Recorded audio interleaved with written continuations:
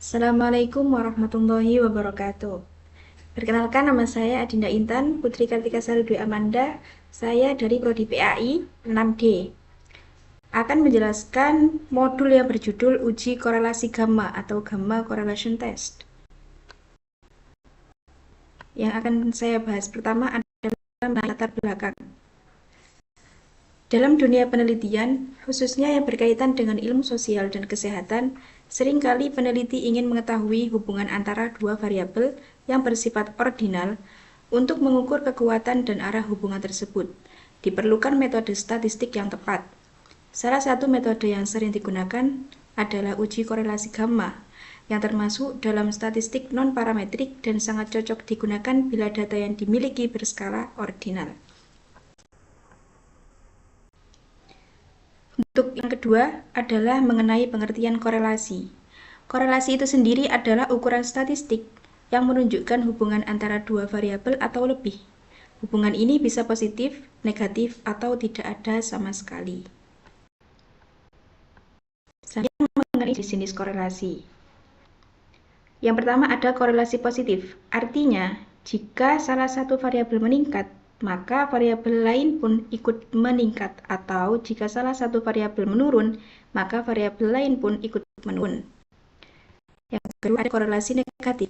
Korelasi negatif menggambarkan hubungan di mana peningkatan dalam satu variabel dikaitkan dengan penurunan pada variabel lainnya.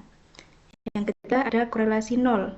Korelasi nol berarti tidak ada hubungan linear antara dua variabel, yang berarti perubahan pada satu variabel tidak memengaruhi variabel lainnya. Yang keempat ada korelasi nonlinier. Korelasi nonlinier terjadi ketika hubungan antara dua variabel tidak mengikuti pola garis lurus tetapi membentuk kurva, seperti kuadrat atau eksponensial. Yang kelima ada korelasi semu. Korelasi semu terjadi ketika dua variabel tampak terhubung, tetapi tidak ada hubungan sebab akibat yang nyata. Hal ini terjadi karena faktor ketiga yang tidak diukur. Pembahasan selanjutnya mengenai sejarah uji korelasi gamma. Saya akan menjelaskan secara singkat.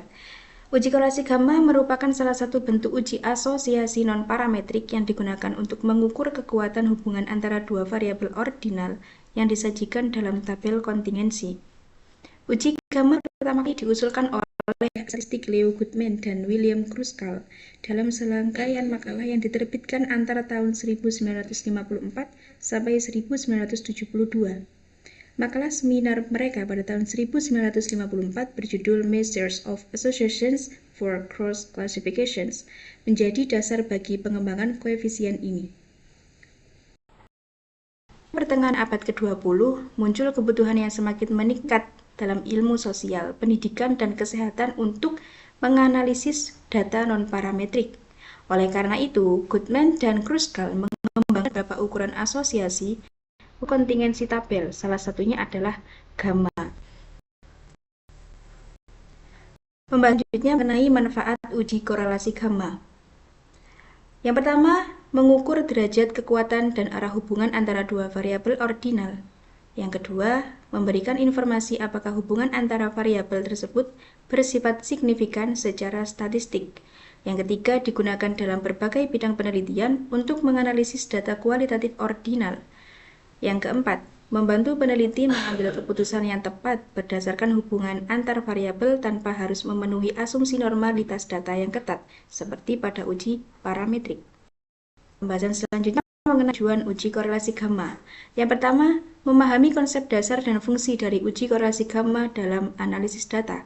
Yang kedua, mampu melakukan uji korelasi gamma menggunakan perangkat lunak SPSS secara tepat dan efektif.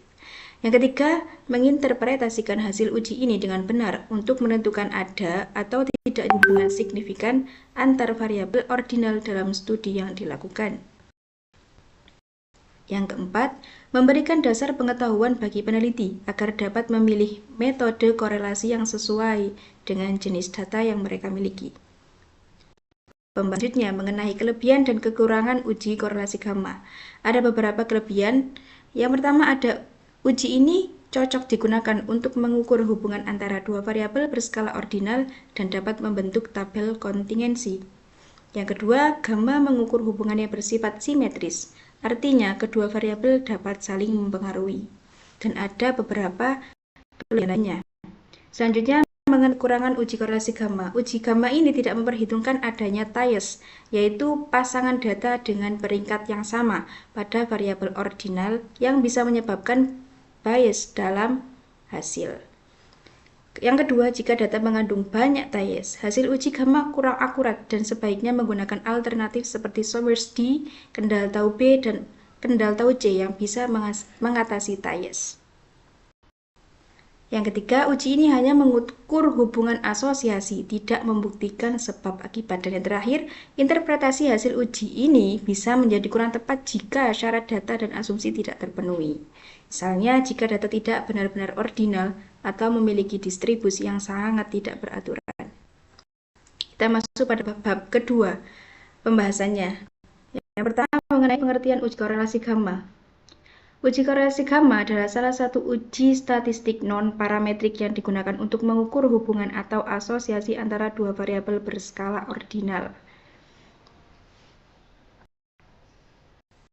Uji korelasi gamma merupakan sebuah metode statistik non-parametrik yang dirancang khusus untuk mengukur kekuatan dan arah hubungan atau asosiasi antara dua variabel.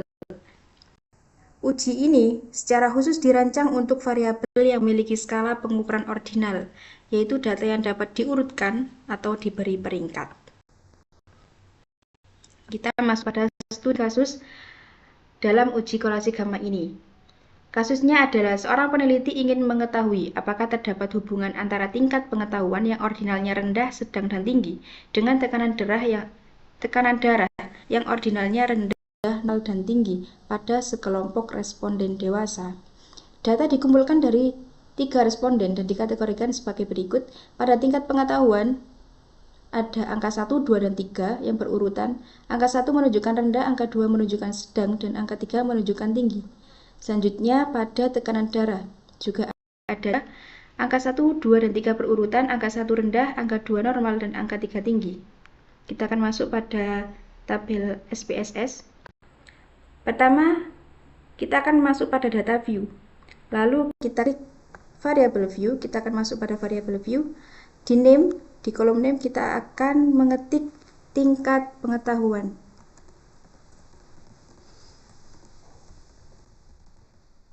Lalu kita bisa klik enter. Dan yang nomor 2 kita isi tekanan darah. Lalu kita klik enter. Pada label kita isi tingkat pengetahuan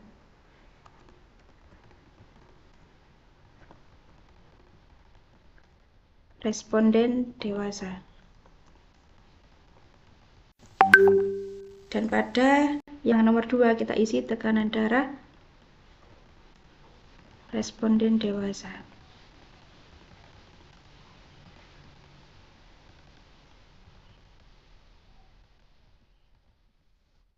Pada values yang pertama, values pada tingkat pengetahuan kita isi value 1, labelnya adalah rendah.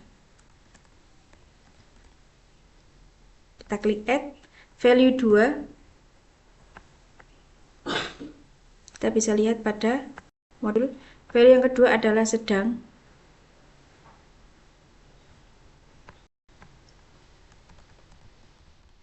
Kita klik add. Dan value yang ketiga adalah tinggi. Kita add kembali lalu klik OK. Pada values yang kedua, pada tekanan darah kita juga isi ada 3. Value yang pertama labelnya adalah rendah. Kita klik add. Value kedua labelnya adalah normal. Kita klik add. Value ketiga labelnya adalah tinggi. Kita klik add. Lalu klik OK. Setelah sudah, kita klik ke data view. Ini akan kita masukkan data dari 30 responden yang ada. 1, 2, 3, 3, 2,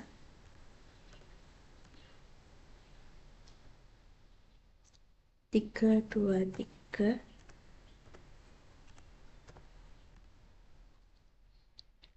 1, 2,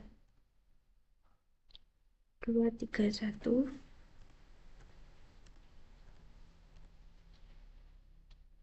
2, 2, 3, 1, 2.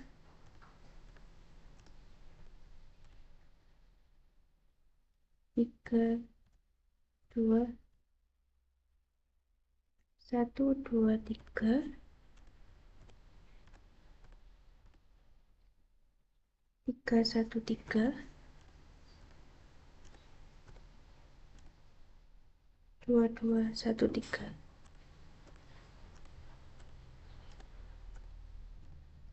Oke, sudah, kita isi yang di tekanan darah. 2, 3, 1.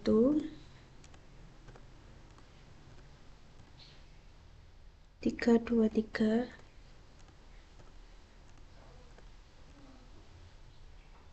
2, 3, 1.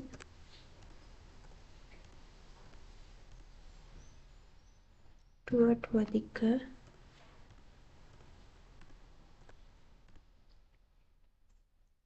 1, 2, 3. 3, 1, 2.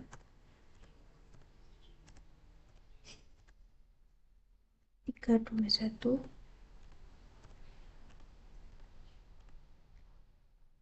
2, 3, 3, 1.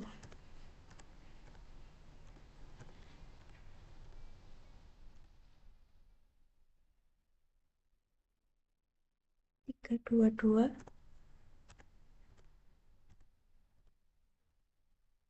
1, 3. Oke, sudah, kita klik file. Lalu klik save as. Dan kita kasih nama. Misalnya adalah uji korelasi gamma. Kita klik save.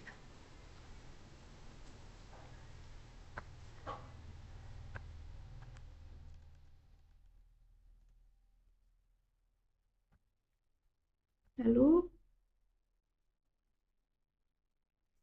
kita klik analyze, descriptive statistic, cross tabs. Tingkat pengetahuan responden dewasa kita pindah ke atas atau di rows. Lalu tekanan darah responden dewasa kita pindah ke columns. Sebelum kita klik OK, kita klik statistik terlebih dahulu. Kita centang di gamma karena kita menggunakan uji korelasi gamma. Kita klik new, lalu kita klik OK. Maka akan muncul hasil seperti ini. Interpretasinya adalah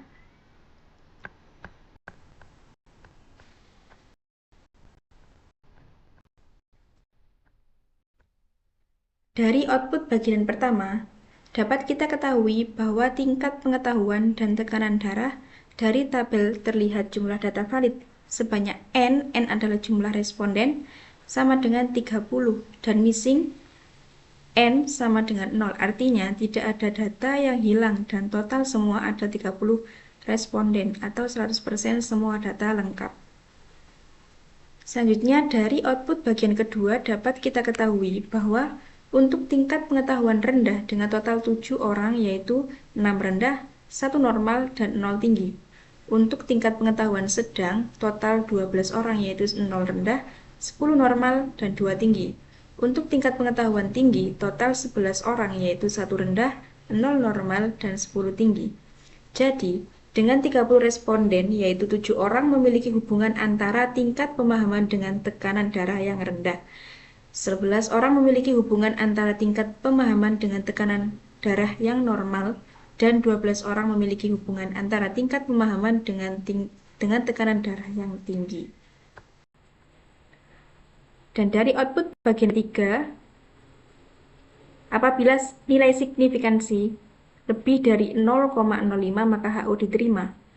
Dan apabila nilai signifikansi kurang dari 0,05 maka HO ditolak.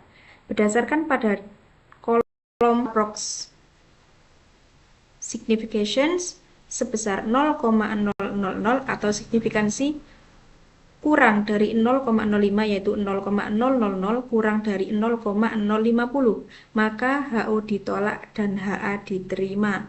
Artinya terdapat hubungan antara tingkat pengetahuan dengan tekanan darah responden dewasa. Kita masuk pada bab ketiga yaitu penutup. Kesimpulannya adalah berdasarkan penelitian ini dapat disimpulkan di mana hipotesis 0 HO yang diajukan bahwa terdapat hubungan antara tingkat pemahaman dengan tekanan darah pada responden dewasa diterima.